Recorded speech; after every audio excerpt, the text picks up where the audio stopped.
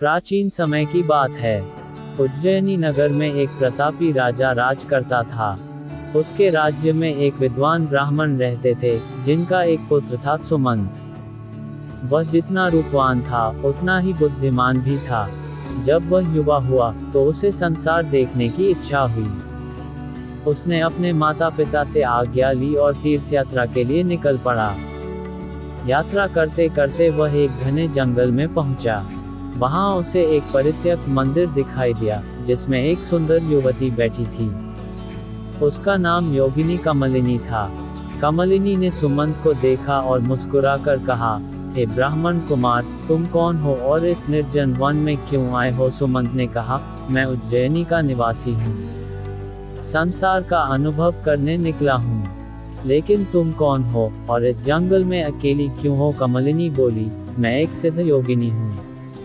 मुझे योग और मंत्रों की सिद्धि प्राप्त है। जो मुझसे विवाह करेगा, उसे अपार शक्ति प्राप्त होगी। सुमंत उसकी सुंदरता और शक्ति से प्रभावित हुआ और उसने उससे विवाह कर लिया। शादी के बाद कमलिनी ने सुमंत को एक गुप्त बात बताई। उसने कहा, इस मंदिर के नीचे एक गुप्त खजाना है, लेकिन इसे केवल कोई सिद्ध पुरुष ही निकाल सकता है। यदि तुम मेरे साथ रहो और साधना करो, तो तुम्हें अपार शक्ति मिल सकती है। सुमंत ने साधना शुरू की। धीरे धीरे कमलिनी के मार्गदर्शन में वह भी मंत्र और सिद्धियों का ज्ञाता बन गया। अब उसके पास जादुई शक्तियां थीं। वह हवा में उड़ सकता था, किसी भी चीज को मंत्र से प्रकट कर सकता था और किसी भी व्यक्ति को वश में कर सकता था। कुछ समय बाद सुमंत को अपने माता पिता की याद आई और उसने कमलिनी से विदा लेने का निर्णय लिया। यात्रा करते करते वह एक अन्य राज्य में पहुंचा, जहां की राजकुमारी रूपवती अपनी सुंदरता और बुद्धिमत्ता के लिए प्रसिद्ध थी। सुमंत ने जब उसे देखा, तो वह मोहित हो गया। उसने सोचा कि वह राजकुमारी से विवाह करेगा।